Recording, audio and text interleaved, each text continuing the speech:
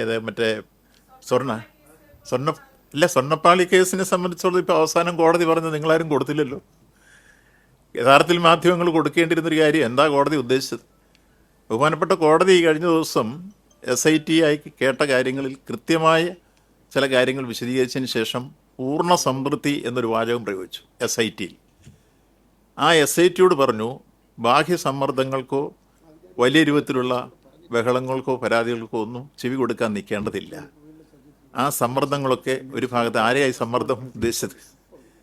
ഏതായാലും ഗവൺമെൻറ് ഒരു സമ്മർദ്ദത്തിനും പോയില്ല എന്ന് മുഖ്യമന്ത്രി തന്നെ നേരിട്ട് പറഞ്ഞു. ദേവസ്വം മന്ത്രി അത് തന്നെ പറയുന്നു. ഒരു സമ്മർദ്ദവും. ഞാൻ ആദ്യം മുതൽ തന്നെ ഈ അന്വേഷണത്തിന് ആദ്യം എഴുതി കൊടുത്ത ഒരാൾ ഞാനാണ്. ബഹുമാനപ്പെട്ട കോടതിയുടെ മുമ്പാകെ ഒരു SIT വെക്കണം എന്നുള്ള ആശയം സ്റ്റാൻഡിംഗ് കൗൺസിൽ മുഖാന്തരം ദേവസ്വം ബോർഡിനെ കൊണ്ട് എഴുതി കൊടുത്തു. ദേവസ്വം ബോർഡ് കൊടുത്തു, ഞാനും കൊടുത്തു. ബഹുമാനപ്പെട്ട കോടതി അതനുസരിച്ച് തന്നെ കൃത്യമായി SIT വെച്ചു. ആ അന്വേഷണം കോടതി തന്നെയാണ് ഓഫീസേഴ്സിനെ തീരുമാനിച്ചത്. ഇതുവരെയുള്ള അന്വേഷണം തൃപ്തികരമാണ് എന്ന് കഴിഞ്ഞ ദിവസം കമൻ്റ് ചെയ്ത് അത് ജഡ്ജ്മെൻ്റായി പുറത്തു വന്നിട്ടുണ്ട്. എന്തേ നിങ്ങളത് കൊടുക്കാതെ പോയത്?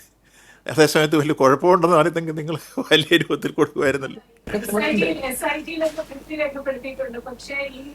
ശബരിമല സ്വർണ്ണക്കൊള്ളയിൽ പാർട്ടി നിലപാടും സർക്കാർ നിലപാടും എന്തൊക്കെ ബോധ്യപ്പെടുത്തിയത് ഇല്ല, അതിൻ്റെ റിവ്യൂവിലേക്കല്ല നമ്മൾ പോകുന്നത്. ഇപ്പം നിങ്ങൾ ചോദിച്ചതിന്, അജിത് ചോദിച്ചതിൻ്റെ ഉത്തരമാണ് ഞാൻ പറഞ്ഞത്. SIT വളരെ ഭംഗിയായി അന്വേഷണം പോകുന്നു. ബഹുമാനപ്പെട്ട കോടതി അത് സംബന്ധിച്ച് സംതൃപ്തി രേഖപ്പെടുത്തി. അതാണ് നമുക്ക് സ്വീകരിക്കാവുന്ന ഏറ്റവും ആധികാരികമായ കമൻറ്റും രേഖയും. അതിൽ നമ്മൾ വേറെ സംശയം ഇനി പ്രകടിപ്പിക്കേണ്ട കാര്യമില്ല. അതിനൊരു രൂപത്തിൽ നിങ്ങളൊരു പ്രചരണം കൊടുക്കാൻ കോടതി ഇങ്ങനെ പറഞ്ഞു എന്നുള്ളത് പലരും തയ്യാറായില്ല. അതേസമയത്ത് ഗവൺമെൻറ്റിനെതിരെ ഒരു വിമർശനമായിരുന്നെങ്കിൽ നിങ്ങൾ ബാനർ ഹെഡിങ് ലീഡിങ് ന്യൂസ് കൊടുക്കുമായിരുന്നു. ഇതങ്ങനെ വന്നില്ല. അപ്പോൾ ഇത് യഥാർത്ഥത്തിൽ SITയെ സംബന്ധിച്ച് കൃത്യമായി പറഞ്ഞിരിക്കുന്നു. ഒരു ബാഹ്യ സമ്മർദ്ദങ്ങൾക്കും നിങ്ങൾ വശംവദരാവരുത്, ഇപ്പം ചെയ്തുകൊണ്ടിരിക്കുന്ന പോലെ തന്നെ മുന്നോട്ട് പോകാൻ കോടതി അനുമതിയും കൊടുത്തിരിക്കുന്നു. ഞങ്ങൾ അതിൽ പൂർണ്ണ സംതൃപ്തരാണ്. ഇല്ല, അത് വരുന്ന പാർട്ടിയും ഗവൺമെൻറ്റും രണ്ടും രണ്ടല്ലേ. പാർട്ടിയുടെ കാര്യം പാർട്ടി സെക്രട്ടറി കാര്യങ്ങൾ പറഞ്ഞല്ലോ. പാർട്ടി സെക്രട്ടറി പറയേണ്ട കാര്യം പറഞ്ഞു, അത് ഞാനിവിടെ പറയേണ്ട കാര്യം. ഞാനിപ്പോൾ ഗവൺമെൻറ്റിൻ്റെ ഭാഗമാണ്. പാർട്ടി സെക്രട്ടറി പറയേണ്ട പാർട്ടി സെക്രട്ടറി പറഞ്ഞു, ഗവൺമെൻറ് പറയേണ്ടത് ഞാൻ ഗവൺമെൻറ് ഭാഗത്ത് പറയുന്നു. ഗവൺമെൻറ് ഈ കാര്യത്തിൽ ഞങ്ങൾ ആദ്യം മുതൽ തന്നെ സ്വീകരിച്ചൊരു നിലപാടാണ്. ബഹുമാനപ്പെട്ട മുഖ്യമന്ത്രി ഇത് സംബന്ധിച്ച് ആധികാരികമായ നിർദ്ദേശങ്ങൾ തന്നു. ഞങ്ങളതനുസരിച്ച് കോടതിക്ക് എഴുതി കൊടുത്തു. അതിൻ്റെ അടിസ്ഥാനത്തിൽ SIT വെച്ചു. ആ SIT ഭംഗിയായ അന്വേഷണം നടത്തി മുന്നോട്ട് കൊണ്ടുപോയിക്കൊണ്ടിരിക്കുന്നു എന്ന് കോടതി തന്നെ പറഞ്ഞു. ആ പറഞ്ഞത് നിങ്ങൾ കൊടുക്കേണ്ടതായിരുന്നു. ബാഹ്യ സമ്മർദ്ദങ്ങൾ എന്ന് ഉദ്ദേശിച്ചത് ആരെയൊക്കെയാണ് എന്ന കാര്യം ഗവൺമെന്റിന് എന്തായാലും കൃത്യമായിട്ട് പറഞ്ഞിട്ടുണ്ടല്ലോ. ബ്ലാഞ്ചൊക്കെ ഞങ്ങൾ കൊടുത്തിരിക്കുക. മുൻ മന്ത്രി ചോദ്യമുന്നയിലാണ് താങ്കളുടെ ആയിക്കോട്ടെ, മുൻ മന്ത്രി ചോദ്യമുന്നയിലായിരുന്നു. നമ്മളൊരു തർക്കം ഉന്നയിച്ചില്ല. അവർ പോയി ചോദ്യം ചെയ്ത് മൊഴിയെടുത്തു. അതുപോലെ തന്നെ വേറെയുണ്ടല്ലോ ആളുകൾ ചോദ്യം ചെയ്തതും മൊഴിയെടുക്കുന്നതൊക്കെ. താങ്കളുടെ കാലത്തുണ്ടായിരുന്ന ഭരണസമിതി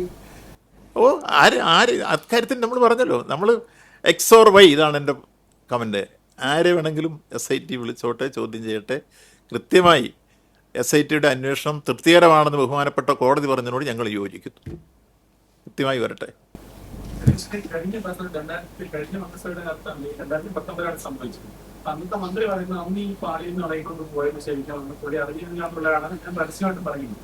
എനിക്ക് ഇത്തവണ ഈ രണ്ടാമത് അല്ല, ഇതിനകത്ത് പ്രശ്നം നിങ്ങൾ ദേവസ്വം ബോർഡ് ഇതിൽ പ്രസിഡന്റ് ഇരിക്കുന്നത്, ദേവസ്വം ബോർഡിൻ്റെ ഡേ ടു ഡേ ബിസിനസ്സിലോ അതിൻ്റെ ഏതെങ്കിലും പോളിസി മാറ്ററിലോ ഒരിക്കലും ഗവൺമെൻറ്റിന് ഇടപെടാൻ ഒരധികാരമില്ല. ഒരു രൂപ അവിടെ നിർത്തി ചെലവഴിക്കാനുള്ള അവകാശവും ഇല്ല. അവിടെ ഇത്തരം കാര്യങ്ങളൊക്കെ ചെയ്യുന്നത് സ്റ്റാറ്റ്യൂട്ടറി പവറുള്ള ബോർഡാണ്. ആ ബോർഡിന്മേൽ ഒരു നിയന്ത്രണം ഏർപ്പെടുത്താനോ, അതാണ് കഴിഞ്ഞ മന്ത്രിയും പറഞ്ഞത്. ശരി തന്നെയാണ്. ഇപ്പൊ കഴിഞ്ഞ സെപ്റ്റംബറിൽ രണ്ടാമത് എടുത്തുകൊണ്ട് പോയത് അതിനെയും കോടതി വിമർശിച്ചു. 2019 തട്ടിപ്പ് മറയ്ക്കാനായിട്ടാണ് ഇത് കൊണ്ടുപോയത്. ഇതേ പറയുന്ന ദേവസ്വം ബെഞ്ചിന്റെ പിന്നീട് തന്നെ ഉണ്ട്. അത് അന്വേഷിക്കണം. ഇല്ല, അത് ഇല്ല, നിങ്ങൾ അറിയേണ്ട കാര്യമില്ലല്ലോ. ഇല്ലില്ല, നമ്മൾ അറിയേണ്ട ഒരു കാര്യമില്ല. അത് തന്നെ പഴയ മിനിസ്റ്റർ തന്നെ പറഞ്ഞത്. ഇത് കൊണ്ടുപോകാൻ അവിടുത്തെ ഡേ ടു ഡേ ബിസിനസ്സിലൊന്നും ദേവസ്വം വകുപ്പ് അറിയേണ്ടതില്ല, മന്ത്രി ഇടപെടാൻ പറ്റുകയില്ല.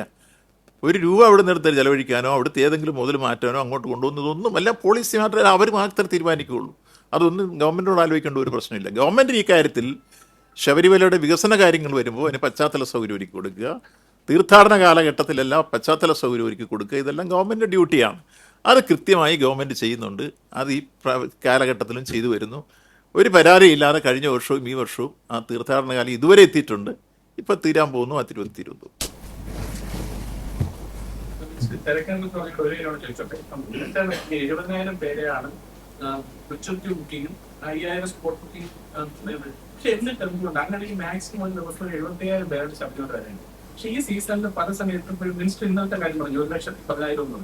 ഈ 70,000 ലിമിറ്റ് ചെയ്യുന്നിടത്ത് എങ്ങനെയായി 1,10,000 പേര് വരുന്നത്? അതെന്താന്ന് ചോദിച്ചു കഴിഞ്ഞാൽ, മുമ്പ് വന്നിരുന്ന കുറേ ആളുകൾ കാനനപാതയിൽ കൂടി വരും. ഇല്ല, സത്രത്തിൻ്റെ ഒരു 3 വഴി കൂടെ വേറെ ഉണ്ട്.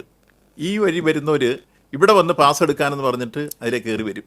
അങ്ങനെ വരുന്ന ഭക്തന്മാരെ വഴിക്കിട്ട് തടഞ്ഞാൽ വനത്തിനകത്ത് കുടുങ്ങിപ്പോവും, കുഴപ്പമൊക്കെ ഉണ്ടാകും.